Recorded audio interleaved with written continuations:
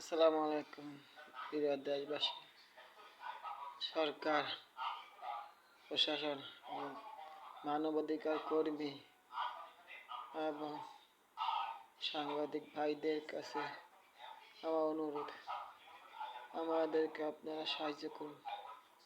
আমরা বড় বিপদে আছি, আমাদের জন্য ন্যায় বিচারের ব্যবস্থা করুন। দীর্ঘদিন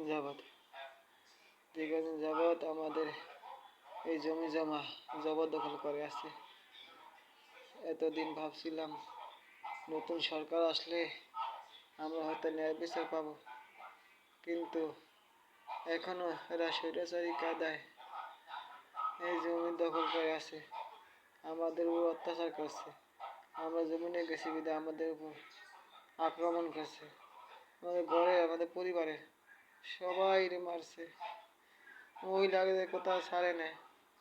আমরা বলছিলাম কতবার, আপনারা যদি জমিন পান কাগজপত্র নিয়ে আসেন, বসেন আমাদের সাথে, আমরা দেখি। থানায় কয়েকবার ডাকা হয়েছে, কিন্তু বিভিন্ন উসিলা দিয়ে আয়া পড়তো। হ্যাঁ, তোমার লাস্টে একবার তারিখ দিছে, যাইও বলছে, আর যায় না। এরপর আমরা আমাদের জমিনে গেছি, কিন্তু ওরা আমাদেরকে আক্রমণ করে, আমাদের সবাইকে আহত করছে, আমাকে মারাত্মক আহত করছে। আর সাংবাদিক ভাইদের প্রতি অনুরোধ, আপনারা এসে একটু খোঁজখবর নেন এবং আমাদের টিভিতে একটু প্রচার করেন। এই জুলুম আর কদিন আমরা সহ্য করব? আমাদের একটু সাহায্য করুন।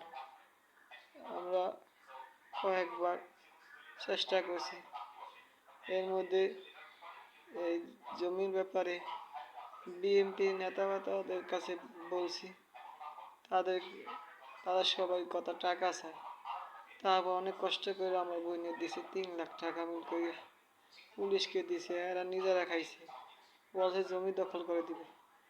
কিন্তু এরা জমি দখল করলো, একদিন এসে কোনো রকম করে গেছে, কিন্তু পরে আমরা যখন ঘর নির্মাণ করতে গেলাম, ওখানে থাকতে গেলে আমাদের ঠিক মতো থাকতে হবে, না হলে ওরা আমাদের সব কিছু নিয়ে আসবে, ওখান থেকে সব কিছু নষ্ট করে ফেলবো। তাই ভালো করে ঘর নির্মাণ করার জন্য গেছি। তখন বিএনপি নেতারা বলছিল যাই, আমাদের কাছ থেকে আমরা গেছি, টাকা চাইছে, টাকাও দিছি আবার কিছু, কিন্তু এবার বেশি টাকা পাই না বিধায় আগের মতো দিতে পারি নাই। এই জন্য আর তারা আসে নাই, ফলে আমাদের মানুষজন কম দেখে আমাদের আক্রমণ করে। আমরা হসপিটালে ভর্তি হয়েছি, এখন এখান থেকে আবার আরেক হসপিটালে পাঠানো হয়েছে, এখানে আমরা যাবো একটু পর। আমাদের জন্য দোয়া করেন।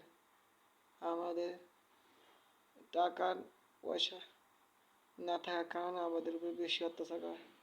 আপনারা পারলে আমাদেরকে একটু হেল্প করেন। আর এই জুলুম নির্যাতনের বিরুদ্ধে সরকার যেন পদক্ষেপ নেয়, ন্যায় বিচার করে, সেই আশা করছি।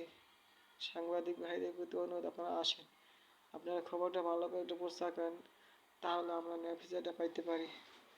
দোয়া করবেন আমাদের সবার জন্য। আমরা সবাইকে আহত করছে, এমনকি আমার মার মাথায় বাড়ি দিচ্ছে, সে রক্তাক্ত হয়েছে।